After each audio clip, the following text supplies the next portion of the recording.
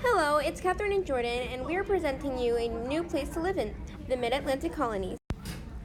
In the Mid-Atlantic colony, people specialize in crafting livestock and fish. There are cobblers that can make you fancy shoes, not comfy but still good. There's a lot of privacy and space for plantations. There are very big houses for families, and there are small towns for marketing. Some people were marketers, some were fishermen, and some were farmers. We don't have everything, so we ask our neighbor regions for stuff we don't need. And in return, we'll give them our goods, like raw goods from the north, sometimes rice and indigo from the south. Most people here don't mind about your religion, but if you're looking for a place just right for you, then you came to the right place. Where is this place, you may ask? Well, it is in the Mid-Atlantic region, aka New York and New Jersey, Delaware, and Pennsylvania.